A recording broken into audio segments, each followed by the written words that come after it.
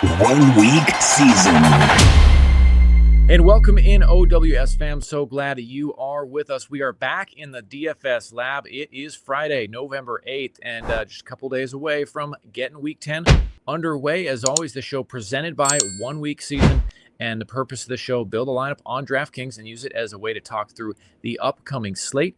I'm your host, Cheeseman, and I welcome up now Papy. And Papy, how you doing, bud? How was week 9 for you?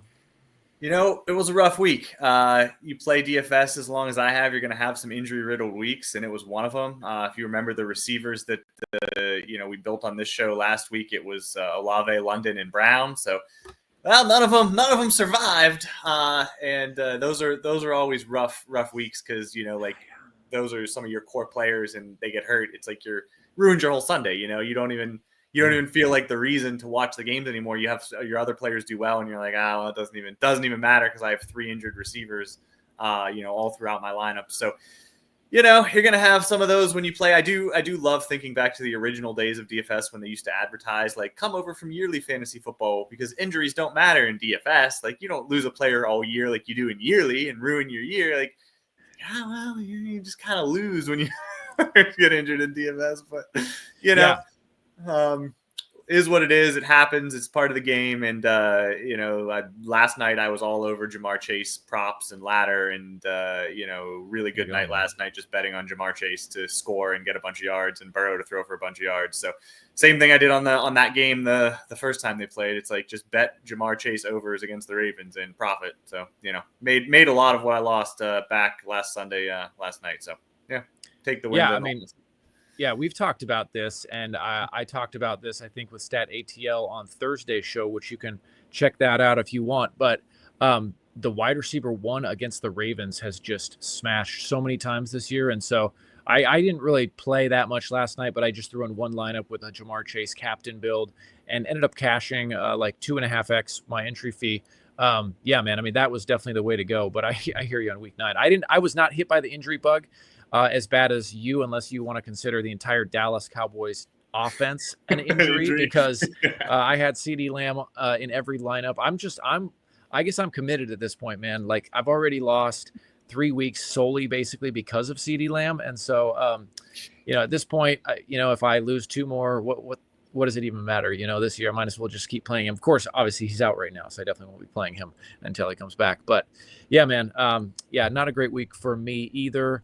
But hey, that's why I'm excited to talk about week 10, because we get to wash that out of the system and get ready for week 10. So, so what's kind of, let's start by doing kind of what we always do and look at ownership here.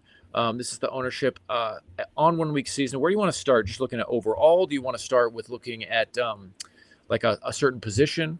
Yeah, we can look overall, because I think the most interesting thing is seeing how chalky the Bears are expected to be on defense. And, I get it. They're obviously a great on paper play, but anytime a defense is that chalky, I struggle to want to use them heavily. And of course I do that and then they score 20. But, I think that, when you see a defense that high, it also sort of indicates to you that there's not a lot of super obvious plays this week.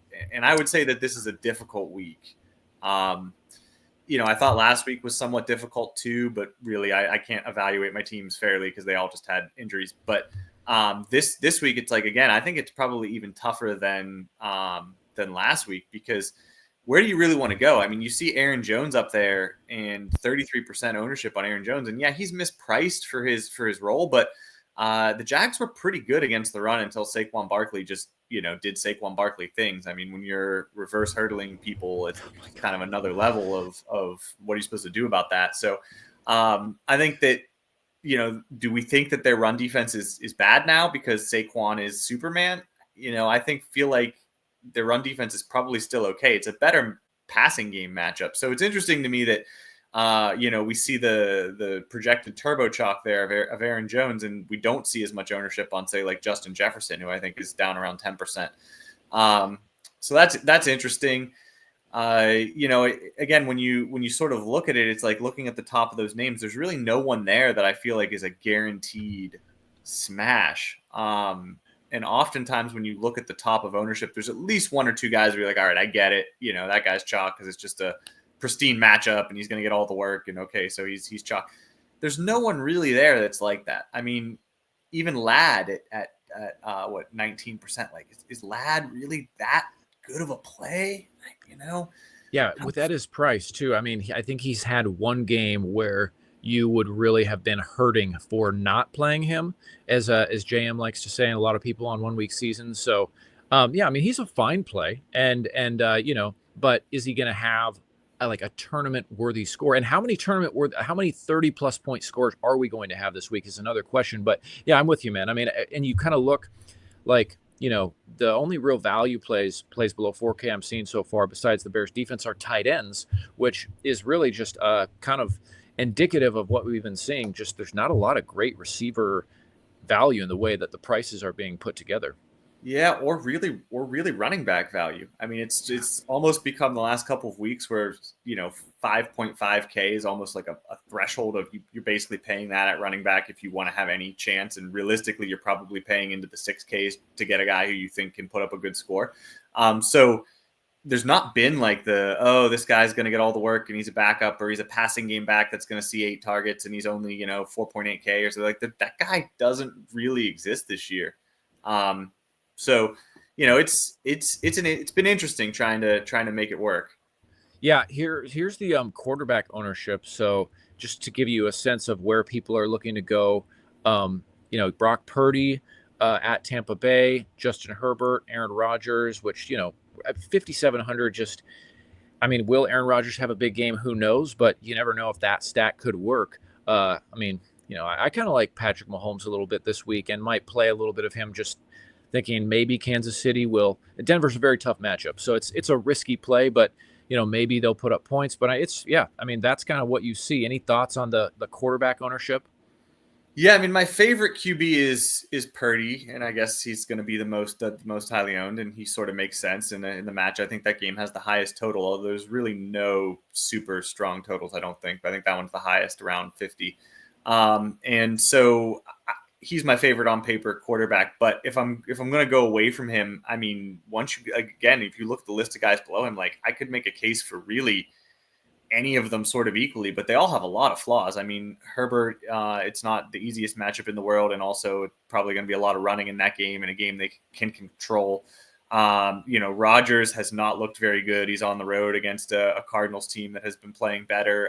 Daniels gets a really brutal matchup against the Steelers. Williams is in a game they'll probably be able to control. They might win on defense and on the ground.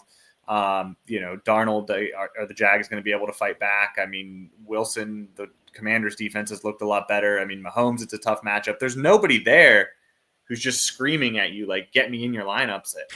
Yeah. It's tough.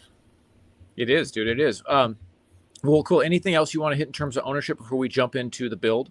Yeah, if you go look at tight end real quick, I think tight end ownership is somewhat interesting this week because, as you said, if you want value, you almost have to pay down at tight end. And so I do think that some of the higher priced guys, while they're not necessarily going to be overlooked, are not going to be the chalk. I would actually be surprised if Otten is that played. He might be. I mean, he had a lot of targets the last 3 games, but much tougher matchup. And again, paying that for him, he was so cheap the last couple weeks. I don't know if people are going to want to pay up for him when he's priced more of like the elite guys now. But, just looking at tight end, you're probably going to see a lot of pay down options at tight end, in my opinion. I think you may even see lower ownership on some of the higher price guys there. Yeah, I could definitely see that because, again, Hunter Henry, Will Dissly, people are clearly looking at the tight end position for, ways to save. Maybe even some double tight end builds might be more popular than normal this week. And so, I could definitely see that. Cool, man. Well, let's jump into DraftKings here and head to the Millionaire Maker. I'm actually already in the contest, so 161K in entries. Where do you want to start with this build? All right, so let's go ahead and start with the primary stack, which I guess we usually do, and we're going to go with Purdy. Like it. And this is just, I think this is the best game environment. So, I think it could be the highest scoring game. And when the Niners are more condensed, I think CMC will probably be somewhat limited, and Ayuk is out, and Jennings looks like he's pretty iffy. It's probably going to be a little bit easier to predict their passing game usage. So we're going to pair Purdy with first Kittle at tight end. And this is sort of trying to be, there he is. This is sort of trying to be a little bit different, I guess. I think that a lot of people aren't going to want to pay for him, even though it's a good matchup, even though he's been playing well. And so we're going for him, basically saying, even if ownership projections are correct and he's around 10%, that's pretty reasonable. And then we're going to go ahead and we're going to also put Purdy with Pearsal. And this is somewhat dependent on Jennings sitting, but not entirely. If you go to the 49ers wide receivers, I think Conley is also questionable. So there's a lot of questionable people. I mean, Debo, I think, is expected to play, but he's also questionable. So pretty banged up receiver room. We're not exactly sure who's going to play and who's not going to play. But if it ends up just being Pearsall and Debo, obviously that would be the best. But even if just one of those guys sits, we're probably going to see Pearsall become a starter. So if you look at how he's been used the last couple weeks, he's seen a handful of targets. He's cheap. And he sort of lets us play a 49ers double here away from Debo, which I don't think is going to be super common. So now we're going to go ahead and bring that back with Trey Palmer. And again, if you go to the Bucs wide receivers, kind of like you just did there with the 49ers, it is just a hospital unit. I mean, everybody is hurt. We know Evans is out. We know Goodwin's out. And then we see McMillan is hurt. Shepard is hurt. I don't know if one or either of them is going to play. They both seem truly questionable. They haven't practiced. I don't think either of them practiced so far this week. And so, are they going to – I mean, if neither of them plays, it's like, okay, Palmer's the wide receiver one, I guess. I mean, who else is there? If one of them plays, he's at least the wide receiver two. I mean, really, even if both play, you could argue he's the wide receiver one if either one of them is limited or injured. So, we're just going to put him in there and say you're the last man standing, buddy. Yeah, I mean, it's I know a couple of weeks ago when Evans and Godwin both were out, there was a little bit of concern, at least certainly for me and others as well, for just Tampa Bay's offense to totally fail.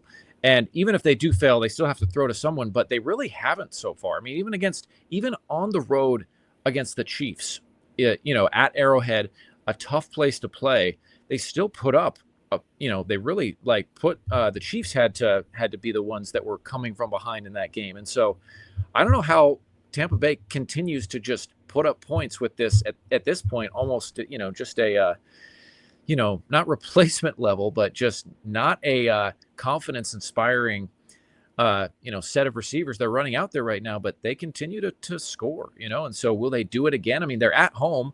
San Francisco is a matchup that a lot of times I shy away from, but man, I mean, it would not surprise at this point. It wouldn't surprise me if they somehow still put up a competitive game and Baker, is able to get these receivers to relevant fantasy scores. Yeah, and Palmer's just the last man standing, but I think we are seeing the value of a really good offensive line. I think their offensive line is ranked in the top 5 by PFF, and good quarterback play. Baker deserves a lot of credit. I mean, he's played well, and it's kind of just showing you if you have a good offensive line and good quarterback play, you can get away with a lot at the skill positions. Yes, it's nice to have a beast at the skill positions, but you don't really need one if you have good quarterback and offensive line play. I mean, look at the Tom Brady Patriots all those years. I mean, most of those years they had not a lot at the skill positions, but it didn't really matter. Oh, that's a great point. That is a great point. Okay, cool. So I got Palmer in there. Where do you want to go next? All right, so this is our main stack here, which is feels a little speculative for a main stack, but it's also somewhat affordable. So now we're going to go a little bit less speculative at the running back position, and we're going to go ahead and put in Saquon Barkley at our first spot there. He's reverse hurdling guys. I feel like I got to get him in there. You're jumping over guys backwards. I guess that's good enough for me. That was just freaking ridiculous, man. That I've was never seen anything like ridiculous. it in any football game, in any level. And you can almost see as he's turning his back to him, he sees him out of the corner of his eye and like decides he's just going to jump. And for it to work that perfectly, yeah, I mean, I've never even seen that in pickup or flag football, nothing. So that's incredible to say the least. Is really the play of the year in a lot of ways. But Saquon is clearly very good at football, and the Eagles want to run. They're feeding him. Dallas can't stop anybody. I don't really see a whole lot of reason he's not going to have a good game here. Last week I said A.J. Brown or Saquon, one of them is going to really hurt the Jaguars. Well, one of them did, and it was the one who I played less of, unfortunately, between the two of them, thinking, well, it's a tough matchup on the ground and better through the air, but doesn't really matter when you have the talent that Saquon has. So I feel like you just play him, take the points. He's very low chance he gets under 20, good chance he gets 30. And his price didn't really go up. I mean, I'm not sure why he smashed as hard as he did last week. And his price went up, I think, $100. I mean, I would think that he should be more priced like Jefferson. So while it's hard to say a guy who's 8,300 is a bargain, I mean, he probably should be closer to 9K. So I'll take it.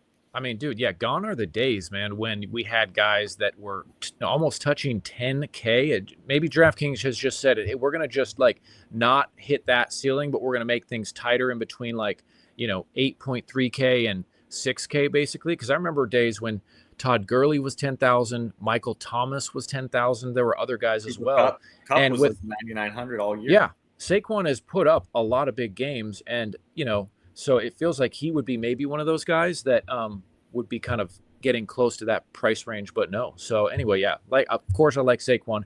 I think you could go. I mean, for me, I'm thinking of maybe a Saquon or Hurts, because probably if they score 3 or 4 touchdowns, one of those two is probably getting a pair of touchdowns on the ground, you would think. But Saquon is as good a bet as any to get 30 this week. Yeah, I think just hard to stay away from him there. Yes. And at our second running back spot, we're gonna go ahead and we're gonna put in DeAndre Swift. And Swift is a guy who, his price isn't really moving up, and he just continues to be a value every week. If you look at his game log, I mean, he's getting really nice usage. We're seeing a lot of carries, about 15 plus carries basically every week. He's involved in the passing game. I mean, he had that fluky 0 target game, but for the most part, he's seeing targets. I'm not sure what's not to like here. He hasn't maybe necessarily had that total blow up game yet, but he's had a lot of good games. I mean, he had 29 against the Rams back on. Yeah, 4. Yeah, there you go. So he had a 29 pointer in there. Yeah. So this is a great matchup. He's at home. New England can't really stop anybody. The Bears defense is going to be turbo chalk, which might make people play him. You'd think maybe a little more because people want to correlate running back and defense, but it's not going to really scare me away from just what is sort of a clear play to me. He's one of the few spots on this slate where I feel like, okay, he just makes sense on a lot of levels. So, just going to go ahead and play him here. Yep. All right. At our first, so now we have 2 stray, wide receiver and flex spot, 2 stray spots. And at our first one, we're going to go ahead and put in DeAndre Hopkins. Nice. Hopkins. This is just basically saying he's mispriced. There's not a lot of value out there. If you look through the 4 and 5K range for players, you kind of just scratch your head thinking none of these guys are really doing it for me. And then you see Hopkins and you say yeah, it's not a great matchup. And, he's only had 1 game where we saw him really be involved. But if what we saw in terms of his level of involvement last week is going to be what his level of involvement is going forward, then he just should be more expensive even in a bad matchup, because he's priced like a wide receiver 2 really, and they used him like their wide receiver 1, and he's got Mahomes throwing him the ball, and it's a potent offense. And so, for 5,300 on a slate where there's not a lot to like in the middle ranges, I just think he's mispriced, and I'll roll the dice on him having the same role he had last week, basically. Absolutely, man. I like it a lot. I honestly think on a week like this, and just in the name of trying to just reduce the amount of decisions that need to be made, I could see myself just saying he's going to be highly owned. I'll just lock him and go over the field. And if he fails, he fails. But again, Kansas City, again, like you said, they have a good offense. And yes, the matchup is more difficult, but we've seen what this offense can do in difficult matchups. I do want to see kind of what Mahomes' history. I haven't looked at that yet, like how he tends to play against Denver, just because, you know, divisional matchups sometimes can be a little different. But I mean, I like on the face of it, I like Hopkins a lot. Yeah, it's really just a role in the offense that he's in play. It's not a matchup play per se. I don't think it's a great matchup. But when you look at the guys around him, like, you're not going to really walk away saying any of these guys are better choices. All right, Yeah. and on our flex spot, we're going to go with another receiver who this is somewhat if he's injured or not, but you can always just play his backup if he's not. We're going to go with London. And I say that because Mooney is priced 200 below him, and if London were to sit, Mooney would become a desirable play for all of the same reasons. And when you look at London in this matchup, they Saints just traded away Lattimore. It seems like they've sort of thrown in the towel, basically saying, we got rid of our head coach, we got rid of our tradable asset, like we give up, we surrender, this year. And I mean that's what it is. And so Yeah, it is. Whenever a team sort of surrenders for the season, and I think especially it's interesting Dennis Allen getting let go because the Saints, it's like they should do a 30 for 30 on like the week 3 2024 Saints. Like, what if I told you in week 3 the Saints were going to win the Super Bowl? They were so hype trained up in week 3. And it's funny because when you look back at that, the Saints beat the Panthers in week 1 and then the Cowboys in week 2, and now realize those teams just aren't very good. But to be winless over the rest of the season after people were like, oh yeah, Clint Kubiak is the new coming at offensive coordinator and the Saints are so good. And I was just like, okay, they're not. But to not win another game after that, I honestly believe that Allen probably keeps his job if they lose or if they win like week 3 and week 6. You know what I mean? Like if the expectations, because nobody thought the Saints coming into the season were going to be like that good. And it was just like if they just lose, normally and just have the same record, but they didn't build those expectations the first 2 weeks. I don't know if their coaching staff gets fired. But it's they've given up. They've tapped out on the year, and Atlanta is obviously trying to make a run. And if London plays, I think right now he's pretty iffy. It looks like 50-50 sort of to play, but his price didn't move up from last week because he got hurt. But if you look at what would have maybe happened last week had he stayed in the game, he had an early touchdown, and then Mooney went off, had a good game. Like, you got to think London probably is going to have had a good game had he not gotten hurt.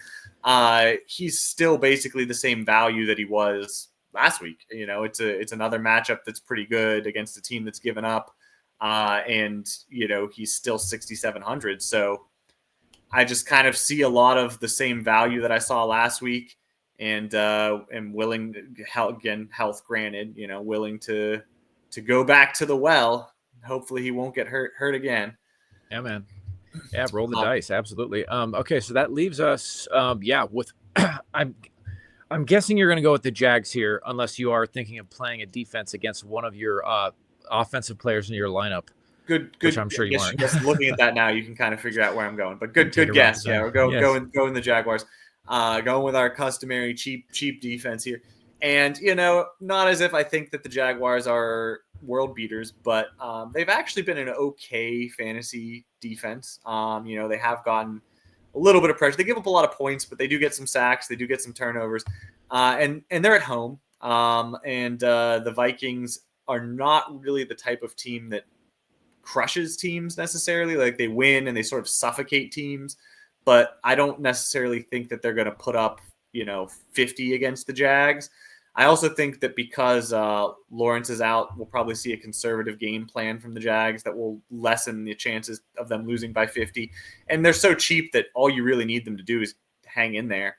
And so, we're rolling the dice on the cheap defense. I will say that by not playing any Vikings, because I think that Jefferson and Jones are both going to be, very popular. You almost might as well throw the Jaguars defense in there, because you're just saying like, okay, well, what if the Vikings offense fails?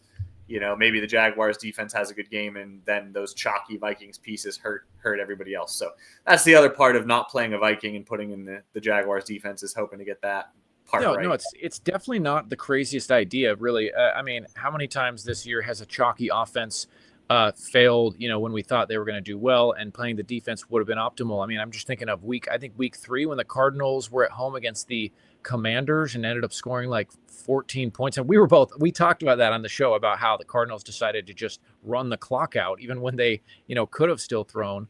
So, I mean, is it likely? No. Is it likely that the Jacksonville defense shuts down Minnesota? No. But another just point to that is Minnesota is a cold weather team. Jacksonville, I mean, I'm here in North Carolina, dude, and the humidity has been very real, and it's early November. So in Jacksonville, it's going to be sticky, and they're not going to be, used to that environment now that it's cold up in Minnesota. So just another thing that at least to consider, because, I know the Packers, have historically played very poorly in Florida. And so you just never know if it could be a similar situation here. Yeah. Defense is fluky, man. It is. We're building, when we're building for a $20 Millionaire Maker tournament, it's like, taking a shot on a low-owned, cheap defense and just hoping that you get the pick six or the fumble recovery six. Like, it's just fluky. So that's, I mean, there's always, like, I would almost never tell someone if they're building for like a $20 Millionaire Maker that their defense is wrong. Like, I would just always be, you know what?